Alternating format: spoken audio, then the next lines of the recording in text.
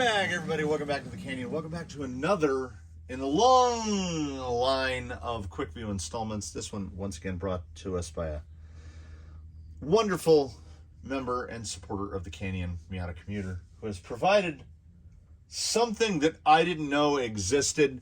Amazon is rapidly becoming like some sort of IKEA from the hell dimension, where if you don't know exactly specifically what you're looking for, you're probably not going to find it.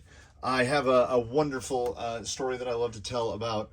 I was looking for a power meter for a bicycle when I was building one of my bikes. And I specifically wanted one called from a company called Rotor, because the Rotor power meter just uses a AA battery. It goes inside the little spindle shaft. So you get your cranks, and then right in here in the middle, a AA battery goes in there. And they last for months and months, and they don't use some exotic, like a CR2450 or something like that. So I've been looking around, and they're very expensive. Power meters are very expensive. And I had done a search for power meter, and I was just like refining search results this way and that way. And a Rotor power meter came up, an InPower, for like $250 less than anywhere else. And I'm like, well, that's probably some sort of a scam. But on Amazon, you can go click the link and see who the seller is. And it was Rotor USA. They were selling off like new old stock, like out of the back room, stuff that they can't sell because it would be below their own map. It was on like page 13 of search results, hidden away. That's how Amazon works. So presumably that's how I've never seen the LDARC CT01 with the O2 telemetry system. Now you can already tell there's a couple things that are going to happen. I don't like to do a lot of cuts in these quick reviews. I've often said, and will say into the future, I don't trust the 10-minute review. You're never going to get an idea of how something really works in 10 minutes. Somebody can gloss over like the functions and the features of it. Oh, it'll do this and it'll do this, but it's never going to really show you how something works. So this is a small box. I have taken this out of the box, but I don't think that one of these is complete unless it has an unboxing in it. People love unboxings. So one thing I can tell you right off the bat, the manual is just 3 definitely photocopied sheets. And they're photocopied off of directly whatever. And the English is broken. There's a little bit of contradictory stuff. But like, why I do it from the unboxing from here on is like, I want to see, does the receiver come pre-bound? Because like it does on radio links, it does on a lot of radios. I can tell you one thing. I have lifted this out of the package and I have installed the battery, not batteries. I have installed the battery, and I can tell you this thing is very small. I mean, my hand doesn't actually fit on the grip. The steering wheel has a ton of tension. The trigger is the tension is a little high, but it feels okay. It does feel like it has a lot of throttle throw, like a lot, and then reverses, beep, beep, beep. So, I mean, I don't know if that will come in later. Other important things to note, things that I feel like I'm burying the leads on. This, my friend, is an 8-channel radio, or so they say. So this is one channel. These buttons make it go up and down. These are buttons for switch E, switch D, switch A. These are switch C and switch B, and they are like,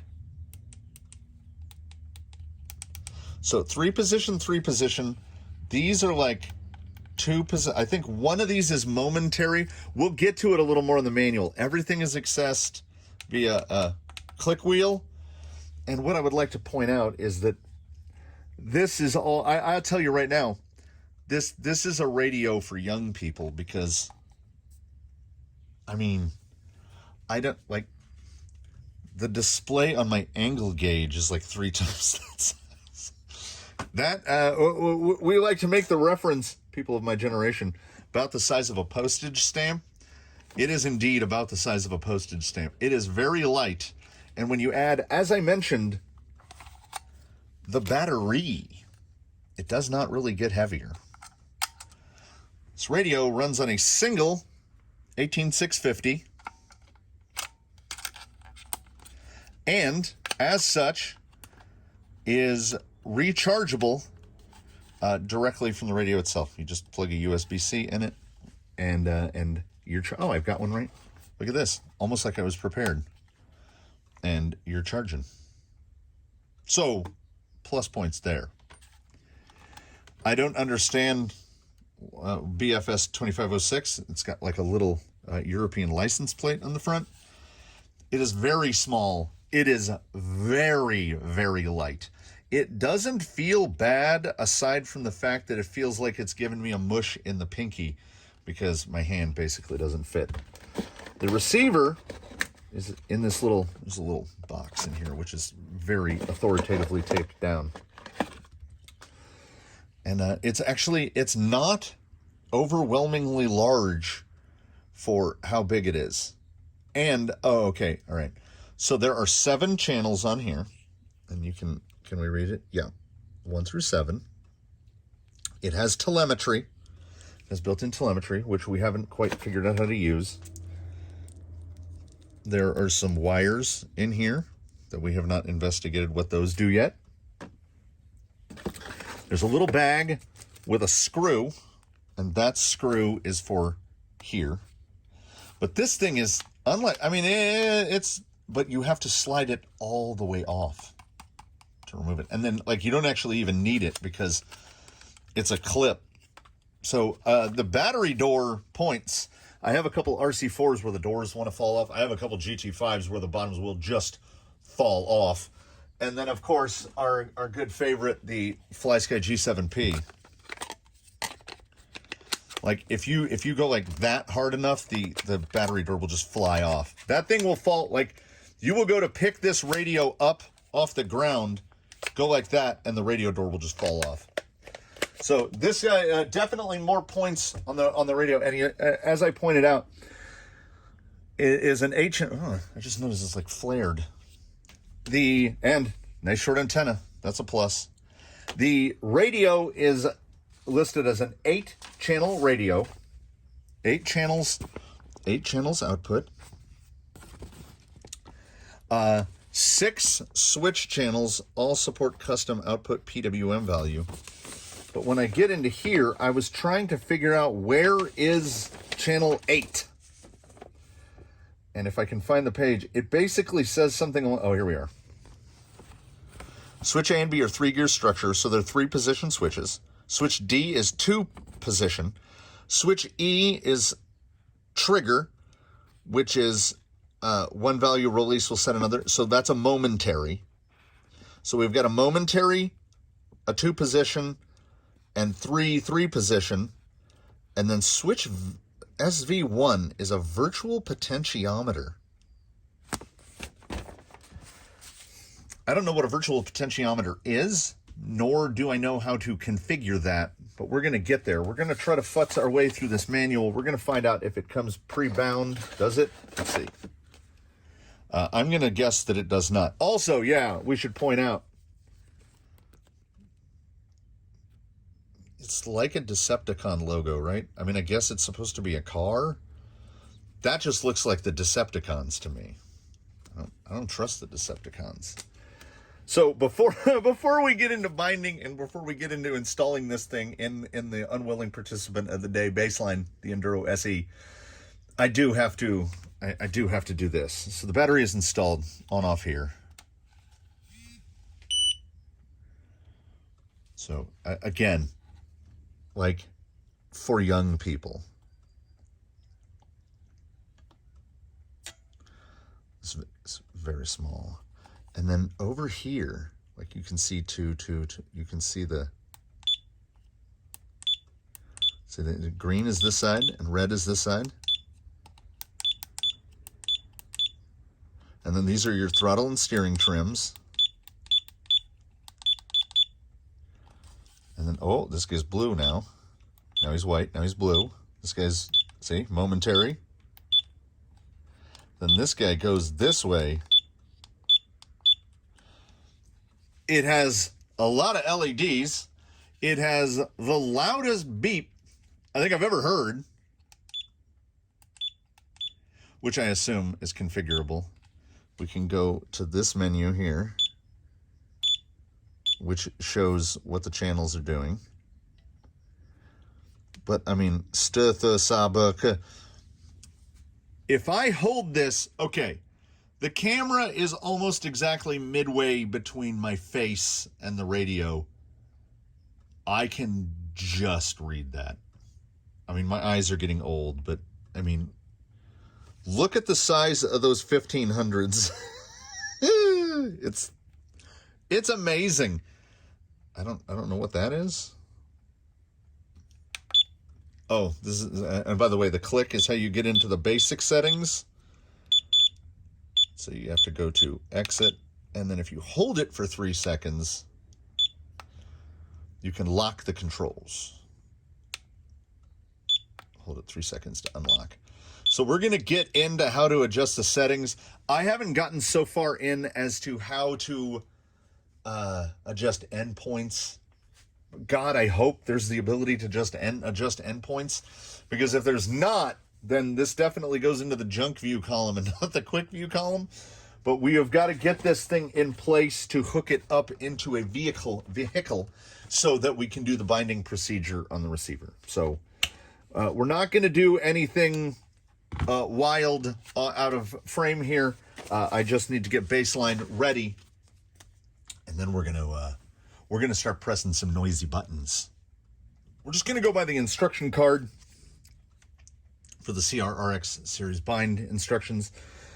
Indeed, it's just a Futaba plug on 2-wire, and you would solder that into your battery lead, like where I have a JST installed. And then it plugs into this port right here, and it will give you real-time battery telemetry up to 18 volts, so up to 4S, which is, I think, applicable to most of us. If you're above 4S, it's not going to do it. A little bit, slightly on the Confusatron. Oh, no. See where it says bind? Yeah, that's a button. I can go. I was like, where's the button? So, we need a battery. They say to disconnect the motor and everything, but we're on a stand. It'll be fine. So, we're going to power it up, and within 10 seconds of power up, we press the bind button. I think we should be able to swing that. Okay.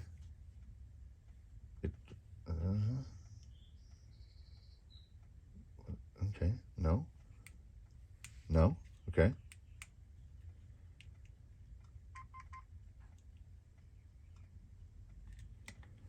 It just goes solid red. Power the receiver on, then press the bind key within 10 seconds until the green-blue LED fast blink. I missed the all-important until.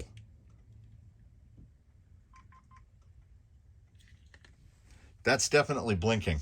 Ooh, it's fun. We go into the radio. We go into advanced, and we'll bind it with telemetry on, which should turn the light blue.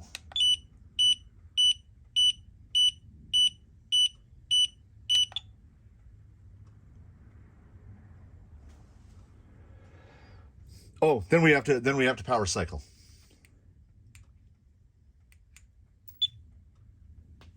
And we got a blue light.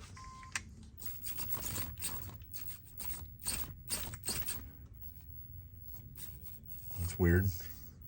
I don't know if it's just the amount of resistance in the wheel, but the steering feels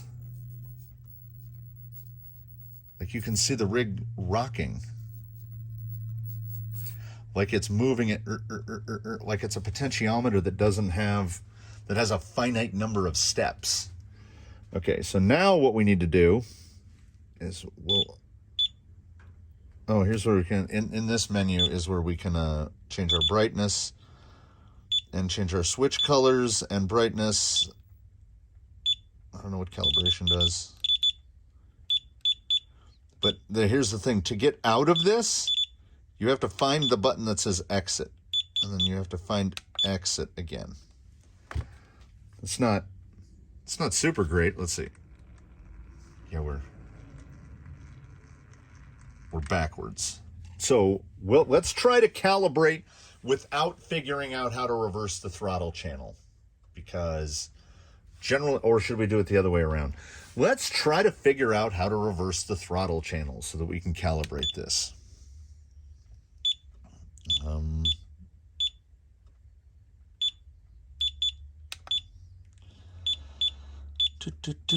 Nope, this is just this stuff.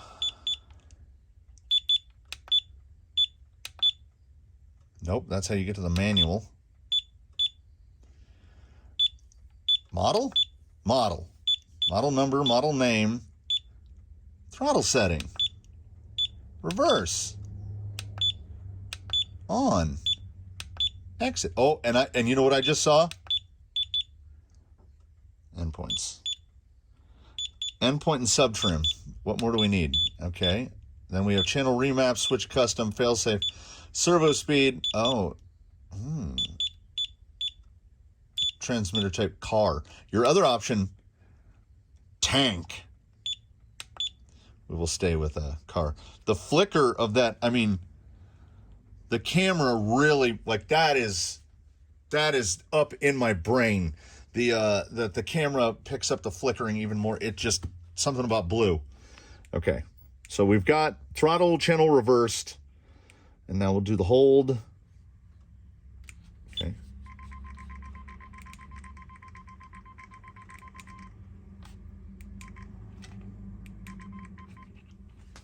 That actually calibrated really fast.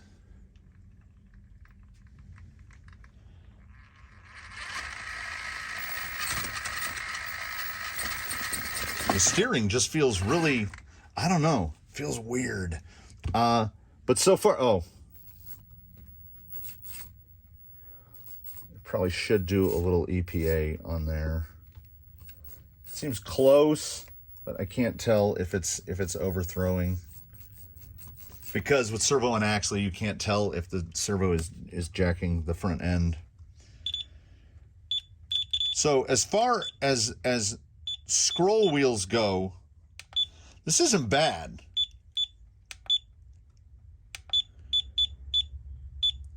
Steering setting, endpoint.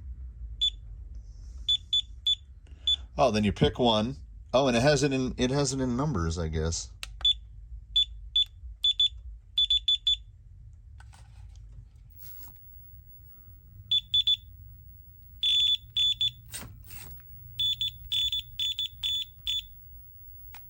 I can't,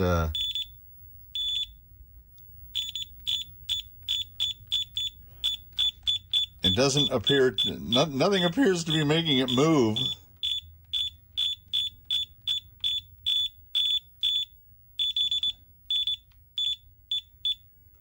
Okay, I'm still holding it to this side.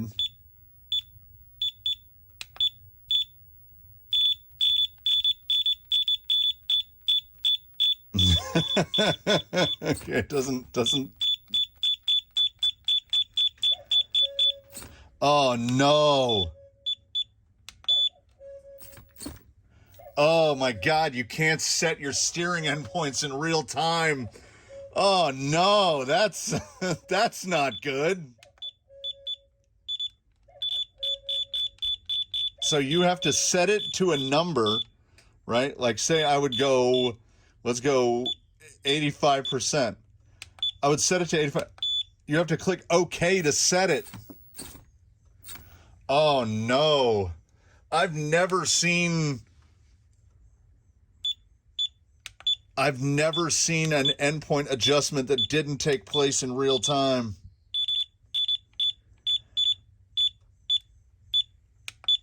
I mean, get me to the OK. Oh.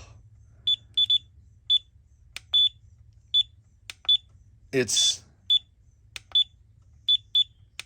oh, that's not the worst menu navigation that I have experienced. Not by a long shot. Just a few minutes ago, I had a G7P in my hands, and the menu in that thing is something that eventually, the menu in that radio is something akin to that bicycle where the steering, the handlebars go backwards, the reverse steering bike. It's like that, where apparently over time, you can indeed learn how to use it, and you can even ride that bike. But then when you try to get on a regular bike, nothing makes sense anymore. So that's how I feel about the menu navigation on the G7P. This thing just has some real questionable stuff. And I have not gotten into the part where I'm navigating a menu. We're putting in 2 screws. It's plenty. To where we're getting into a menu to see if we can actually, can we change endpoints on individual channels? Let's go to channel remap, maybe. Okay, you can reassign the channels. So you can set channel. Yeah. You can set that channel to whatever you want it to be. Switch custom. Switch A. Yeah. There's the 3 points. So you have full channel control. You can dial the channels in. But oh my dear God, that you would have to pick a channel, pick a number.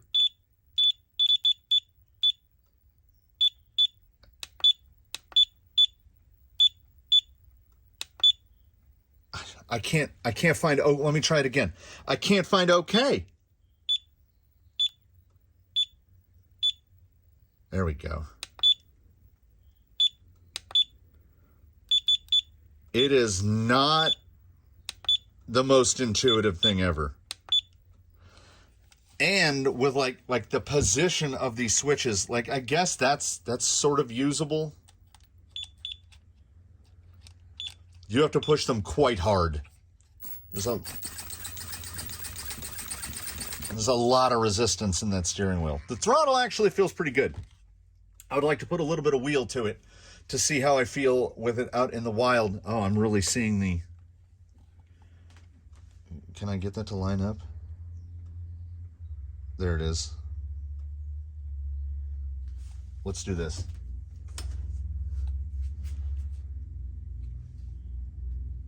There's a lot of... Wow, those are bright.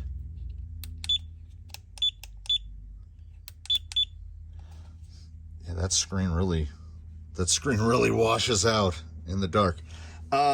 So colorful. I don't know. I have I genuinely don't know how I feel about this radio.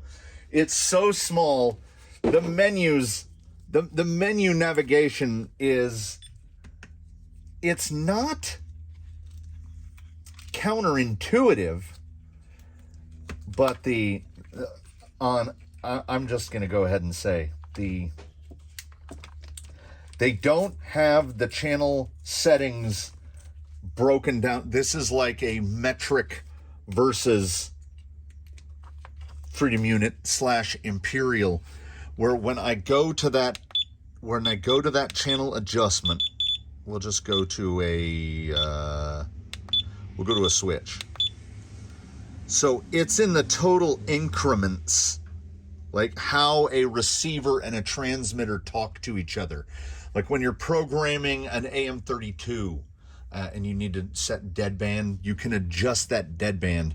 But like we are used to 0 and 100, not 1,000, 1,500, and 2,000. Now, I don't want to sit here and press enough buttons to go into whether or not do we actually have 1,000 settings, because the steering was just in percent. But oh my goodness, I am having a genuinely difficult time getting my brain around the idea of an endpoint that you have to set and then test and then set and then test and then set. It's definitely better than no endpoint adjustment at all, certainly. But this is a really weird radio. We will see how it feels. I need to get a feel of the ergonomics of it. Like, how does it feel? We know it's way too small for my hand. Look at it. It's really small. But all the channels are adjustable. But the thing is, the position of these switches, the orientation of the switches, I don't know what I can see the use for these. Like, there's no comfortable way for me to press E. It's way under here. And then D is worse. You have to push it really hard. This one is kind of okay. And I could see these for, like, I don't know, lights or something. Let's turn them all white. There we go. Oh, we're all uniform now. But yeah, it's a weird thing. I think the thing I like the most is that it runs on a single 18650. I don't know how long that 18650 would last, but it definitely does make for a light radio with not the worst steering wheel feel, but it does have a lot of, like, the spring in there. I thought Traxxas TQ radios had a remarkably strong wheel return spring. This thing is up there. Let's see how it does out in the wild. Man, what a weird little radio. I have mentioned perhaps too many times in the past that I have very large hands. I'm not bragging about it. If anything, I'm more complaining about it, because the world is not built. The world is built for the average person. You're supposed to be like 5'8" and wear a size 10 shoe, right? I can't buy shoes, I can't buy gloves. This radio is much like my grandfather's 1977 Toyota Corona, where an average American couldn't fit in the back seat. This thing is stabbing me right there, because my hand, like, I need a place to basically put my pinky. My hand doesn't, it looks like I'm holding a child's toy. And the spring function, the return spring on the steering wheel is way too strong. Like, you have to put, I can feel, I don't think it would show up on camera, but I have to grip to such a degree to turn this that I can feel the tendon right here. Like, because it's like turning a doorknob. It's about the tension of turning a doorknob. So if you're gonna come out and wheel your rig for about an hour, imagine turning a doorknob for an hour.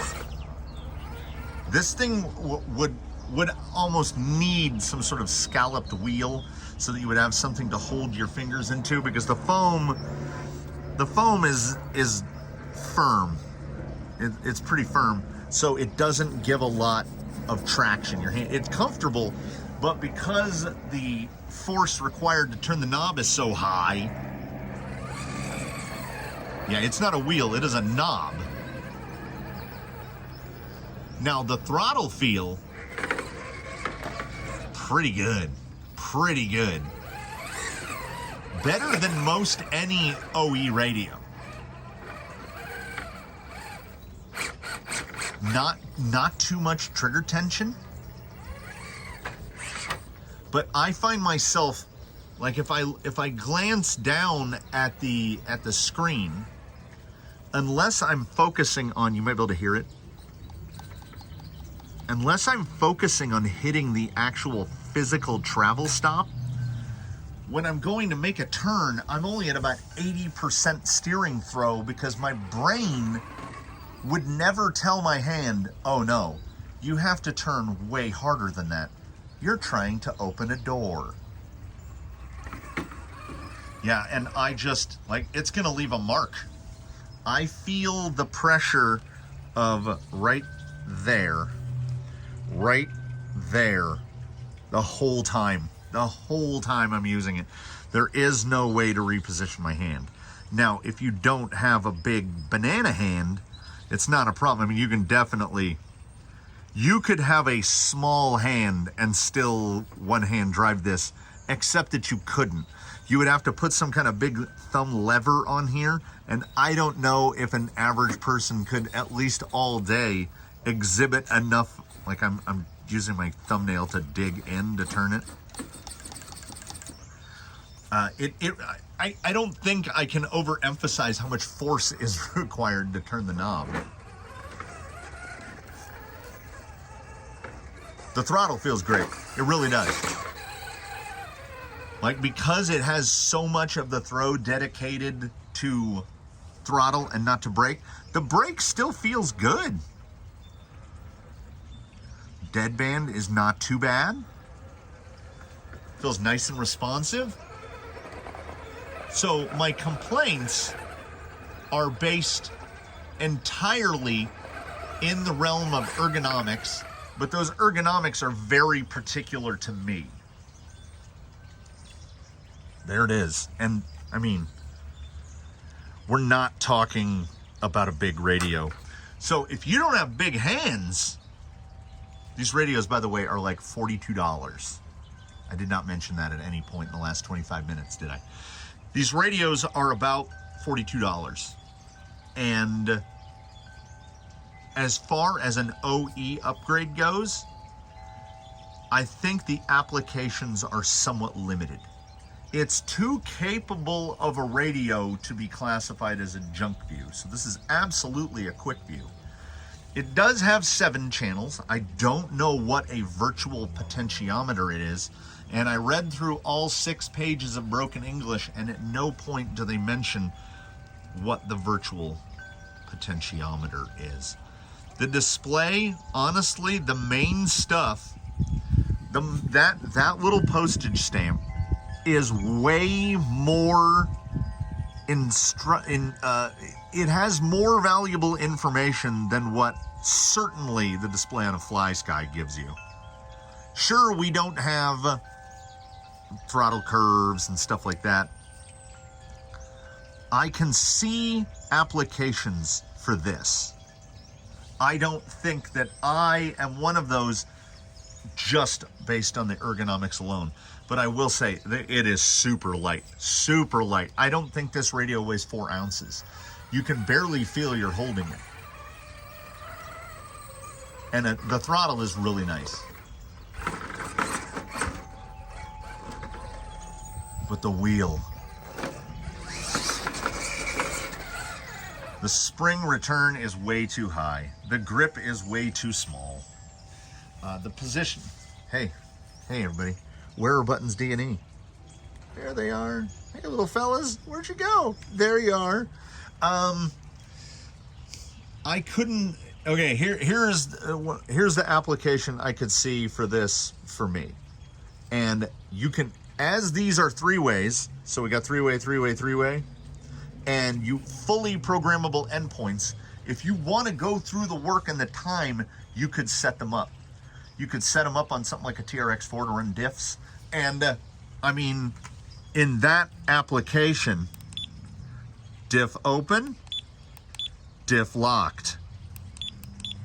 I get it 100%. 2-speed gearbox. High, low. For sure. Or some sort of scaler where you got a bunch of lights on it. I could see running a winch on this because we have the lights. You know, white means the winch ain't pulling. Red is in, green is out. I mean, I get it. I get it. If you've got, now these, I still, like this momentary, I don't, like, look how I have to hold this to make that work. And, oh, these two, these guys are not bad. You have got to push these. But, you know, a scaler or a TRX4, would this be an upgrade from a TQ? Oh, God. Like, yeah. If you wear a glove that's like a men's large, this radio might be a little too small for you. If you use like a medium, you'll probably be all right. And be aware. Unless you want to get into trying to crack this thing open and replace that spring, there is no, like on an expensive radio, there'd be like a set screw here to adjust wheel tension. This is definitely not the type of radio that is going to give you the ability to adjust wheel tension. So there are negatives. Certainly on any $40 radio, you're going to find negatives, but it does offer a lot. You have fully configurable switches. 1, 2, 3, 4, 5 fully configurable switches. It has all the necessary things. It's got throttle reversing and steering reversing. It's got sub trims. It has individual endpoints and adjustable center points for those channels. So you could even set up something like a Phoenix for your overdrive and your dig or what have you. I think locking diffs are probably more likely here. But the recommendation window is pretty narrow. Like, I don't know how many people this radio is going to be the jam, because I put this radio in that same category with like a really well-made $20 motor. At the end of the day, it's still a $20 motor. If you had spent $40 on the motor, you would realize how much better a $40 motor is. So this thing's like $42. You spend 50% more money, you get an RC4. Now, to get the same amount of channels, you would have to spend double the money and buy an RC6. I would rather spend double the money on an RC6. But that said, I can see this for a very specific application. I could see this. The radio itself, the functions work fine. Some of the menu navigations are not exactly what I would want them to be. The wheel is too stiff, the grip is too small. Some of the buttons are in positions where I can't use them. And to me, but you know, it runs on a single 18650. You can charge it just by plugging it into the side. Stuff like that are fantastic inclusions that I think everybody should be looking to putting on a radio. The reach is not too far. Is it a radio for people with small hands? This might be a small hander radio. And young people. The, what is it? LDARC? The LDARC CT01. Yeah. Oh, by the way, it also has oxygen telemetry. It's got O2 telemetry. High response. This is a radio for young people with small hands. I am neither of those things, so this radio doesn't check all the boxes for me. It's not a bad radio. It is certainly not a junk view. This is absolutely a quick view. And I think this is a radio that, much like an Amazon Tire of questionable origin and performance characteristics, how are we going to self-right? Oh, yeah. The throttle feels so good. There are some big pluses to this radio, but in my hands, there are big minuses as well. And unfortunately, in my case, the minuses cancel out the pluses.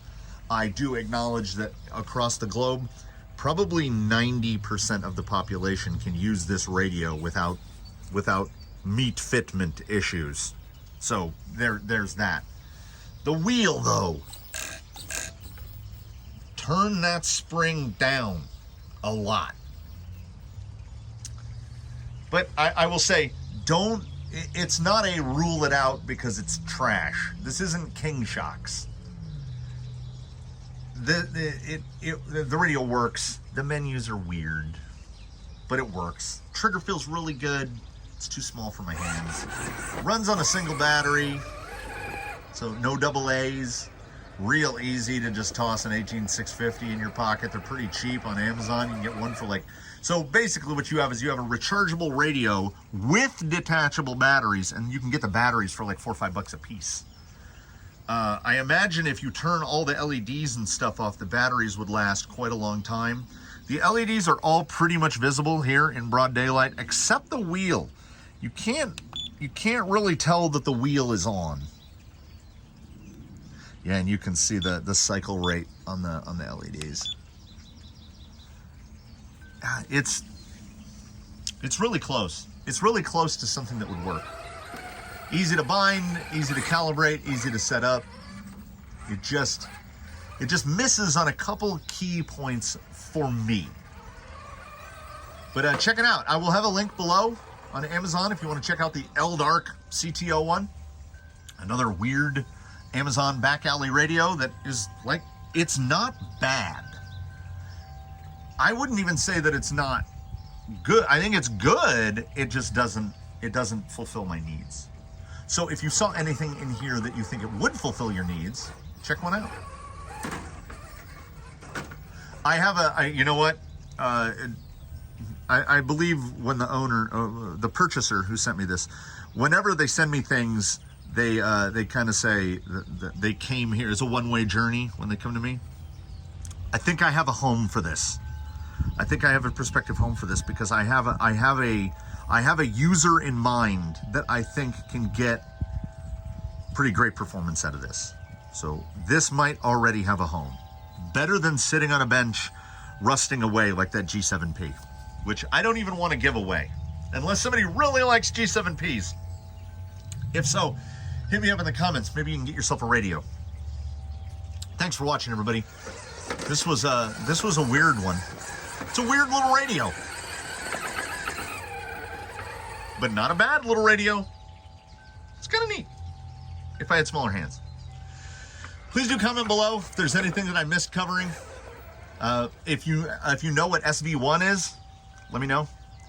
Leave a like if you liked it. Subscribe if you haven't. Do consider a channel membership. If there's anything weird like this you want me to test, hit me up, because this is the only way I find out about a lot of stuff like this. If it doesn't come up, the algorithm is kind of getting tuned to me. So if it doesn't think I would search for this, it doesn't show it to me. There it is. I hope this was at least borderline informative. The trigger feels really good. We'll see you in the next one, whatever that might be. And we hope that between now and then you do your very best. Have a good one, everybody. We will... Get off me. Get off. That's a big fly. We'll see you next time. Yeah, it's a shame that it's so close. So close, but so far.